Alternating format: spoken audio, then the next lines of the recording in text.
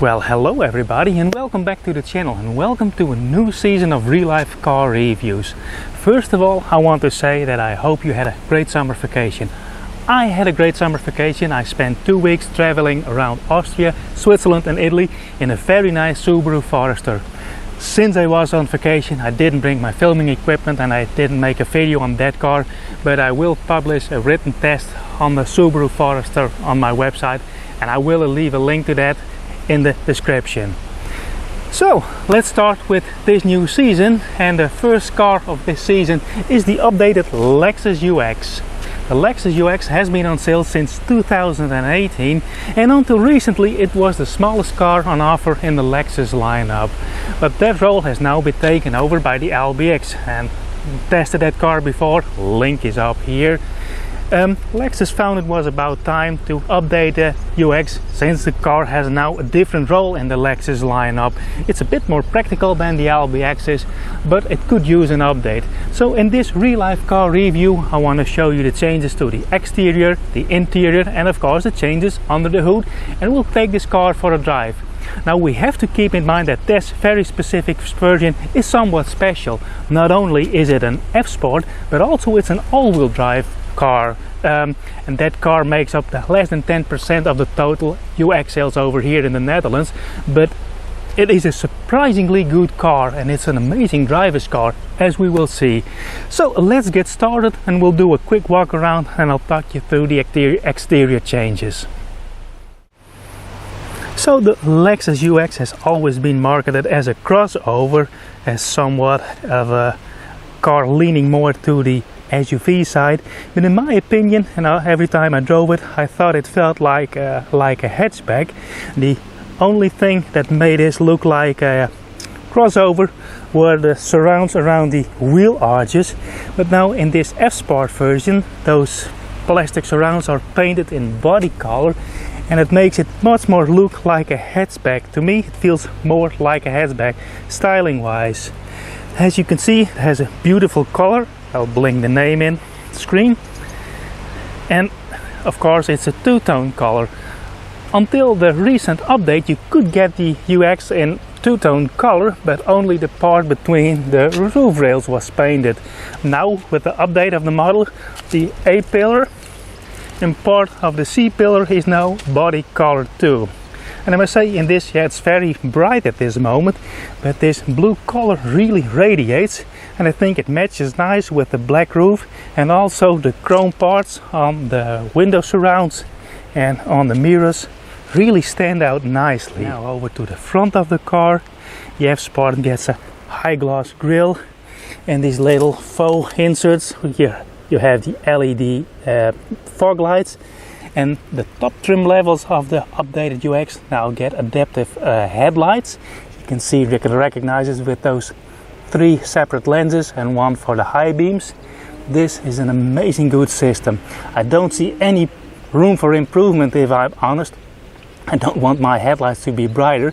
The adaptive part is super fast to respond to oncoming traffic, and you have a real nice and even light pattern on the road. Real good headlights. I love them. Of course we have the Lexus swoosh. It reminds me of the Nike swoosh. This also incorporates the indicators. Now let's head over to the rear of the car, where the UX has a nice feature, I think, at least, because it has those little tail fins and the tail lights, which I think are really nice. And the rear of the car has been redesigned. Now we have a connecting illuminated part between the tail lights. As you can see, all-wheel drive UX 308. It used to be the 258, the hybrid version. You also had a non-hybrid version, that was the Lexus UX 200, and there's an electric version that's still available, which is UX 300e. But the 258 and the 200 non-hybrid versions are now gone. So let's continue. See it from the shadow side. Really nice color. Really love the badges of the F-Sport. So that's the exterior of the new Lexus UX. Let's carry on by having a peek under the hood. So the hood is actually quite light. I think there's a lot of aluminium in there. We have no gas struts, just a good old hood prop. Okay, the biggest change to the UX in technical terms is the hybrid powertrain. The engine itself remained the same. It's a 2-liter engine that operates an Atkinson cycle and produces 152 horsepower, which is quite a decent number for an engine running an Atkinson cycle. The Lexus UX until recently was available with the 4th generation of Toyota's hybrid Synergy drive. It's now been updated to the 5th generation, as all the other Lexus and Toyota products have. With that update came an extra 15 horsepower, and the combined system output of this drivetrain is 200 horsepower. I'll blink in the other specifications in screen. Now, as I said, this is an all-wheel drive car, and there's something remarkable with this car. Well, the all-wheel drive is an electric all-wheel drive system, so there is no drive shaft running from the front to the back. No, there's an electric motor in the rear axle, and Lexus actually was the first manufacturer to do something like that, having an all-wheel drive system, which was an electric-based system without the drive shaft running front to back. The Lexus RX was the first car to have such a system. The pre-update version of the UX utilized a 13 horsepower in the rear axle, and now that has gotten a significant power bump up to 41 horsepower. And when you drive this car, you can really tell that there's power coming from the back, more so than you had with the 13 horsepower electric motor in the back. The fun thing, however, is when you look at the combined system output, because the electric motor and the internal combustion engine don't peak at the same time, so you have to do some math and then you get to a combined system output. You can't just add them together. You would expect with the 40 horsepower in the back that the overall combined system output is higher, but Lexus still states that it's 200 horsepower, exactly the same as for the front wheel drive version of this car. But I think that's an oversight in the brochure, because you can really feel the extra power in the rear, and I would say that the combined system output of this all-wheel drive version is around 220-225 horsepower. You can really tell that Lexus has put some extra effort in cleaning up this engine bay design-wise. There are these plastic covers over here on the fenders. There's this large cover over here, so you don't see too many lines running over here. It's nice they have a real badge on here and not a sticker like in the LBX. Looks very nice. There's a little bit of noise insulation, and when you look up close, it's a bit hard to show on camera, but you can see some lines running underneath the wiper blades for the heater. So if they're frozen to the windscreen and you put on the heater, they defrost automatically. Unlike other Lexuses, the sprayer nozzles are not incorporated in the wiper arms. The nozzles are over here. But overall, well, we know this technology through and through. It's utterly reliable. We'll see in a driving segment what the fuel consumption is and how it performs. So let's close up the hood and have a quick peek in the cargo area. The first time that I opened the trunk of the Lexus UX, I thought, oh, it's a tiny little trunk. And of course that's because there is an electric rear axle that consumes a little bit of space. But that's not true. The cargo capacity is 317 liters, and it's the same as in the non-all-wheel drive version. And it looks to be a very small trunk. Let me film it with the action cam, because the cargo floor is level with the sill. However, if you lift it up, you have a nice deep space down here. This is where the 12-volt battery lives. Underneath here we have a tire repair kit and a towing eyelet. Let's fold that down. The parcel shelf is one of those foldy thingies, but you have a little compartment over here behind the rear taillight, and on the left you can lift this up. There's a small pocket to smuggle some smaller things, so let's put it in. So it's a small cargo space, said 317 liters, and if you fold it down you get up to 1200 liters depending on what version you have, especially when you have the subwoofer that comes with the Mark Levinson audio system. You lose a small bit, I believe 2 or 4 liters or something. But what stands out most for me is the build quality. This is real nice carpeted. You don't see any bare metal. You have these handy hooks to strap down things. And there are chrome hooks over here in these corners. There are 2 lights actually, right and left. which I think is very nice.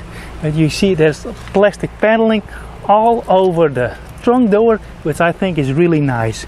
Just look at this, you can see the build quality of the car. So yeah, not a big cargo space, but it's very nicely built. If you want to use this car as a grocery carrier, as a family car, you might think twice. You can easily fit 2 standard size shopping crates in here, but that's about it. Anyway, let's close it up and have a peek in the interior. Alrighty, let's hop aboard. As I said in the introduction, the Lexus UX always felt more of a hatchback to me than a crossover. When you get in, you can tell you don't sit as low as in a hatchback, but when you get in this car, you immediately have the feeling that you're sitting in a hatchback, especially with those sport seats. Seats slide forwards because of course it has the Lexus Easy Ingress Egress system. Let me get the action cam and show you around. This is the new, the well-known infotainment system we see in a lot of Lexus and Toyota products.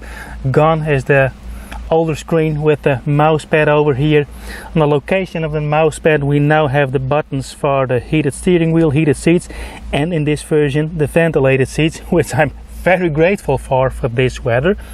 Let me quickly switch on the HVAC, so we have air conditioning too. Physical buttons for the HVAC controls, which are very nice to operate. Only thing that I noticed, it doesn't have a separate switch to switch off the AC if you want to. That's something I do just before I reach my destination, switch off the AC, so you lose the condensation in the system. You don't get that moldy smell after time. And also there isn't a sync button to synchronize both climate zones. So if this one is set to 23, that one to 18 for instance, you have to toggle one of the switches to balance out the difference in temperature. Would be nice to have a sync button. Also new for the UX is the digital gauge cluster. Another thing we've seen in other Toyota and Lexus models. This car is now just like the ES, a mix of the old and the new Lexus.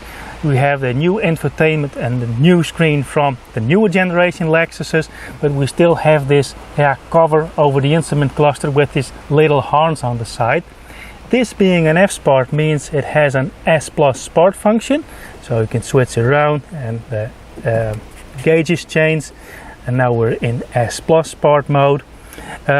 This version also has adaptive dampers that comes with the F Sport, so you have an F Sport design which only has the looks, and you have the F Sport, this car, which has changes to the suspension, and it has the adaptive variable suspension, which works really well. But I'll talk more about that in the driving segment. So let me put my drinking bottle aside and have a quick look at those pretty nice sport seats with the embossed F Sport logo. Really nice bolstering. These are firm seats and a large seat. You can raise the front of the seat, so you have more support underneath for your upper legs. And if you have the driver's seat, you also have a adjustable lumbar support. These seats, just great, fantastic seats. Over here, of course, we have the driver monitoring system, and this has an overspeed warning, which is very easy to switch off. It's under driving assistant, and well, this is then Dutch, but it's a bit hidden. It's a bit of terminology, so it isn't self-explanatory to switch it off, but it is very easy to switch off. And here you have the warning options for overspeeding. It's visual and auditive, and you can switch it off. And now, as you can see, the traffic sign recognition is still active. It will reappear in screen over here, but it doesn't have a sounding alarm all the time. You could also switch off the driver monitor, but this system works really good. It only beeps when you're really distracted. One thing that I really like about this F Sport are those flappy pedals behind the steering wheel. This F Sport version has pre-programmed gear ratios. You can really shift through the gears once you're in S Plus Sport mode. And what I like is how nice these are constructed. These are plastic pedals, but there is no play in there. This entire interior has a real high quality feel to it. Every touch point, and especially the haptic feel when you have these little fans, you can switch them and turn them off. They have a nice resistance and a nice click to them, and that goes for all buttons and all physical controls in this car. That's very nicely made. So let's put my drinking bottle over there. Oh yeah, and speaking of which, my sunglasses, there is no compartment to put my sunglasses in, and that's something that I miss in this car. What you do have, however, is a wireless charger. There are two USB-C outlets over here, and in this center console you have another USB outlet and a 12-volt outlet, and this is a two-way opening center compartment. Anyway, let's hop over to the back and see what life is like for the rear passengers. Okay, let's hop in the back. Ingress isn't all that hard. I must say this is a very nice rear seat. The depth of the seat and the angle of both the seat and the seat back are nice. I can stow my foot, let me film it, under the driver's seat in my driving position, and I have plenty of leg room and also plenty of headroom. Keep in mind that I am only 1 meter and 73 centimeters, so I'm not the tallest, but I think this is a nice seating position, and even taller adults can sit decent here. It is a bit simple in terms of materials. When you have a look at the door panels, these are all harder plastics. We do have a fan for the rear passengers, and there are also two USB-C outlets. There is an armrest with two cup holders, but there are no heated or ventilated seats over here in the back. But all in all, I think in terms of seating comfort, I could spend a couple of hours here in very decent comfort. Now let's do the window test. Well, view towards the outside is great. You don't have a tall window, but if you have kids from, let's say, age 10 or so, when they sit in the back, they have a good view towards the outside. But you have children in smaller kid seats, yeah, they can't look outside. So if they are sensitive to motion sickness or car sickness, this may not be ideal for them. But anyway, I don't think a lot of people will buy the UX as a family car, more as a secondary luxury car. Anyway, that being said, let's head out for a ride. Alright, we're all set up to drive. Let's put on my sunglasses. There's one thing that I want to get out of the way, and that's my biggest annoyance with a lot of Toyota and Lexus products which have this gear selector unit.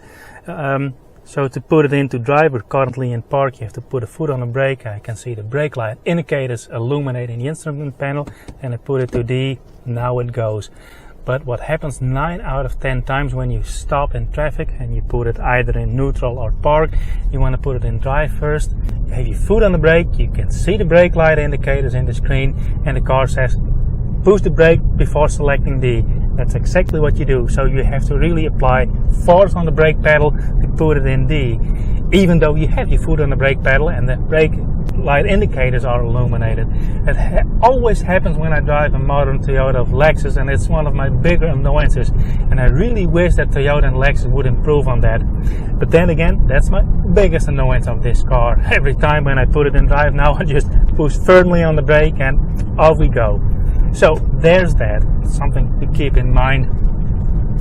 Anyway, once you drive off, you can immediately tell that this car is very quiet, even if you compare it to other Lexuses, electric cars, or any of the European competitors. The Lexus UX is super quiet. That doesn't only apply to this top of the range trim levels, it goes for the entire range of the updated UX nowadays. And the reason for that is fairly simple. Lexus put a lot of effort in the noise and sound insulation of this car. So, oh, let me brake. Car had his indicator on. Anyway, they put a lot of effort in the noise insulation. So they have new acoustic glass, windscreen, side glasses, and yeah, the wind noise around the car is super quiet. You barely hear something of the, well, world outside you. Once you close the door, you're in your quiet, serene cocoon. Also, they put a lot of effort in noise insulation, all other noises from the car, so suspension and tire noises. Once you drive off, the first thing you'll notice that you'll immediately register is that this is a very, very quiet car. You can only hear the engine when you rev it up, when you're under hard acceleration. but due to its quiet nature, yeah, you barely do that. It's a real nice car to have a slow and comfortable drive in. It really drives as a Lexus. And I have a friend who always says, well, a Lexus just doesn't show up on your driveway, it appears on your driveway. It comes in rolling in quiet and smooth in a very subtle motion. And yeah, that's absolutely true if you have the luxury models like the LS or the LC. Well, the LC may not be the quietest to its exhaust system, but the UX can do the same. The calibration of the throttle pedal and the brake is very well done. As I said, this now has the 5th generation of the Lexus Toyota Hybrid Synergy drive, and yeah, that's very well through and through evolved and developed system. When the car goes from EV mode to hybrid mode or to ICE propulsion only, the handover between electric motor and the internal combustion is so smooth you don't even notice it. When you try to listen for it, when you try to feel for it, you can tell where it shifts between EV and ICE, but other than that you just don't register it. So when I discussed the interior of the car, I said that the windows are quite small. We have a small, very short windscreen. In fact, it reminds me of my own 1st generation LS, which has a real small front windscreen. Overall visibility, however, is not bad. We do have a surround view monitor, which has a very crisp, high resolution screen, and it's capable of showing the surroundings of the car when you're in a parking spot or something. What I also like is the shape and the size of the mirrors. The door mirrors are located pretty far away from the door on this stand-up on this arm, which provide a great overall visibility. So as I said, despite a low window line, it doesn't feel like a claustrophobic car. In fact, you have very good overall visibility. And in this F Sport model you get tinted windows. I think you get in all UX you get tinted windows, but these have somewhat of a bronze tint, and there's also a bronze tint on the door mirrors. Okay, we ended up on a stretch of road with a speed bumps, so I can tell you a little bit about the steering and suspension setup. This is an F Sport, so it has the adaptive variable suspension and the added S Plus drive mode. If you have a version of the UX without this suspension and this one with, this is where you can tell the difference. After a bump, we get over a speed bump, suspension compresses, rebounds, car finds its ride height, and it's stable right away. Other suspension setups where you do not have the adaptive shock absorbers, the car will bounce one time extra, but over here we have a speed bump, we go over it, and the car is at rest at its normal ride height immediately. It works really nice. So it's constantly active in reducing the body motions of the car. Of course, it only comes with the F Sport, so there is an added price to it, but it really pays off. Not only adds it to the sportiness and the driving dynamics of the car, but it also greatly improves the comfort in the car. Although I must say that this suspension leans more towards the sportier side instead to the comfort side of things. Okay folks, we have some nice corners over here, so I can talk about the steering of the Lexus UX. I can say that the steering feels very nicely weighted and has a very nice steering ratio. I think Lexus has found a real nice middle ground between comfort and sportiness, and you have plenty of feel, plenty of control. Yeah, you don't have the feel that you had with the old hydraulic system, but those days are gone, and we have to deal with this, and I think yeah, it's very nice. Its steering is a bit on the heavier side, I would say, but yeah, there's real much control. You have to use very little input in corners, and you can very precisely position the car on the road. Now we have some slow corners over here. Doesn't make sense to drive any faster than this at this moment, but under all circumstances, all driving speeds, you can carry a lot of speed in corners. You have a lot of feel of what the tires are capable of in terms of grip. there's a lot of control, and I think it's a fairly nice example of what the Lexus Signature Drive actually means. It's a real nice middle ground between sport and comfort, leaning toward the sportier side of things. Okay, now on to the drivetrain. As I said in the introduction, every time I see a Lexus UX and I drive it, I register this car as a hatchback, not so much as a crossover or a compact SUV. And when I drive this version with the new powertrain and with the all-wheel drive and in F-Sport trim, my thoughts always wander off to the idea that this is somewhat of a hot hatch. Now I know this is not a Hyundai i30N with over 300 horsepower, but the way this car drives and performs and how it handles, it's always a looming thought of, oh yeah, nice hot hatch, but it isn't. But I think the all-wheel drive system, especially with the added 41 horsepower on the rear axle, do change the driving dynamics of this car drastically over the front-wheel drive version of this car. Overall, the new updated 5th generation powertrain performs really well. Under calm driving, you barely hear the engine, but as soon as you start accelerating, and it doesn't even have to be hard acceleration, the acceleration is so effortless. In the normal front-wheel drive version, it will also be smooth, but with the extra and rear electric motor, it's so much more effortless. You don't have to be under hard acceleration to be impressed by the drivetrain of this car and the way this all is calibrated. It's just so smooth, so effortless. Now we have a nice stretch of road over here. Wait until we exit town. I'm in normal drive mode. Floor it, you can hear the engine. And there's 80, there's 90, and there's 100, and we're going way too fast. That's how effortless it is. Now let's slow down a bit and go on to my normal cruising driving style. So if a hot hatch is either too expensive for you or it's too flashy for you, but you can appreciate a nice drivetrain and you want all-wheel drive, this car is really worth considering, especially when you live in mountainous area or in areas where you have real winters.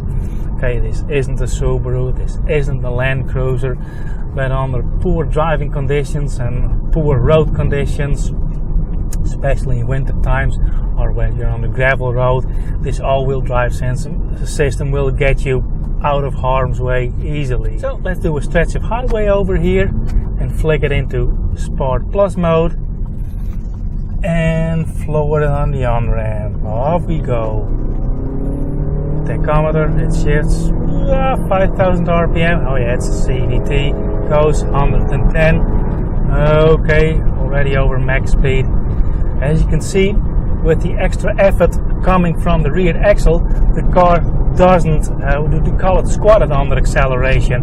The car feels really balanced, there's a nice pull, and the straight line stability under hard acceleration in corners, straight line stability is great, and in corners there's real much control thanks to the nicely weighted and balanced steering. So, do some highway driving, put on the cruise control. Of course it has adaptive cruise control. Works great, I've tested it. My only issue with this is it's pretty hard to switch off the lane departure warning and the lane assist every time it wants to steer back between the lanes, and it also does that in the 60 kilometer zones, and that's something you have to switch off via the menu every time again. But yeah, that's a typical Dutch problem if you live outside the Netherlands and you don't have these weird and all over the place road markings. That's not so much of an issue. So let's take this off-ramp and let's head out to the middle of nowhere where I'll give my final thoughts on the updated Lexus UX. See you in a minute. Before I go into the final thoughts, there is one thing that I need to mention, which I forgot in the drive segment, and that's the Mark Levinson audio system in this car. The top luxury and the top sporty trim level of the Lexus UX get the upgraded Mark Levinson audio system, and it's one of the best in class audio systems, which is also the case for the Mark Levinson upgraded audio in all other Lexuses. If you can appreciate a good audio system in your car, go get a version with the Mark Levinson audio system. It also has active noise cancelling. I do not know if it's only limited to the top trim levels with this audio system, but the active noise cancelling also quiets down the interior, and that is what makes this car so incredibly quiet, cancelling out road and surround noises. Anyway, final thoughts. I want to divide it into two sections. One is about the updates to the car, and the second half is about the F-Sport with all-wheel drive version. When you look at the updates, I have to be honest, it was about time that this car got the 5th generation of the hybrid synergy drive from Lexus and Toyota. All other models now have it, the UX has it, and it truly benefits from it. It's a more refined system, and I think for this car it's very well calibrated. Also the interaction with the throttle response and the brake response make this car so easy and so smooth to ride if you want to have a comfortable cruiser. When you look at the fuel economy, this all-wheel drive version, I got it to 5.5 liters per 100 kilometers, and my best guess for the front-wheel drive version of this car will be closer to 5.2 liters per 100 kilometers. Not sure, but I think that's a realistic fuel consumption number. When you look at the upgrades to the interior, I think this is best in class interior. Just recently I had to do a technical investigation into a BMW 1 Series and an Audi A3. Both were just out of warranty, under 5 years old, and had less than 100,000 kilometers on the odometer. But I was surprised by how much wear there was visible in the interior materials. Often used buttons were worn, you could see wear in the seats or leather seats. And just the quality of the materials and the plastic used was not nearly as nice as in this Lexus. In my opinion, the UX was already better than its European competitors, but now it's stepped up quite a bit and it's much better. This is a real nice interior. When you look at the updated infotainment system, yeah, it was more than welcome. Now all Lexus have that. I do like the digital instrument cluster, but there's one thing that I missed, and that's the overlay screen that the Lexus RX and NX have. When you start up those car, screen appears, and it's an overlay screen where it gives you shortcuts to the most used functions, and oftentimes that's the overspeed warning and the lane departure warning. So you start up the car, you tap 2 tiles, and those annoying systems are put off, and I just wish that the UX had it. It doesn't have that, and I hope it will become available with a future software update. But overall, I think the car really benefits from the updates. One thing I then need to mention, and I already did it in the walkaround, are the adaptive headlights. They are really great. If you need good lighting on your car and you considering a Lexus UX, consider the trim level that has this adaptive high beams. They are magnificent. Okay, now on to the F-Sport and the all-wheel drive system, because this is a complete different animal than all the other UXs. The all-wheel drive system that was available on the UX only had 13 horsepower, and yet it was handy to have if you were in a prickly situation due to road surface, road circumstances, or the weather circumstances. It could get you out of a tricky spot and then you'll be on your way, but for the driving itself it didn't do much. Now it got a power bump to 41 horsepower. The driving dynamics of this car completely changed, and I must say, when you get the F-Sport version, car benefits under all driving circumstances from the variable suspension, the variable shock absorbers. Even if you want to cruise around in great comfort and slowly, no need to drive fast or anything, adds so much more comfort to the car. You get over a speed bump, car goes up, car goes down, finds its right height. There's so much more stability. The bodywork is always level, even in slow corners, slow cornering. Car benefits from it. Becomes a completely different animal when you flick it into Sport or Sports Plus modes. The car really becomes inspiring and engaging to drive. But the extra 40 horsepower in the rear axle, yeah, that really transformed this car. And I suggest, if you're interested in getting an UX F-Sport, just pay a little bit of extra money for the all-wheel drive version. You won't be disappointed. It completely transformed this car. As I said in the driving segment, it kind of in the back of my mind reminds me of a hot hatch, and I know it isn't, but it is just as inspiring and engaging to drive. I think you pay around 3,000 €3,000 in the Netherlands extra for the all-wheel drive system, and considering the starting price of an F-Sport, which is €63,000, I think it's worth shelling out that extra money, because this is a surprisingly fun to drive car. Anyway, that wraps up this real-life car review. I do hope you liked following me along, and if you did, please let me know in the comments. Give me a like, subscribe to the channel, and also if you have any questions or constructive feedback, let me know down below in the comment section. Also, if you want to help out this channel, you can do so by buying me a coffee. I'll leave the link for that down below in the description box. And for now, I would like to thank you for watching, and I hope to see you on the next one. Bye!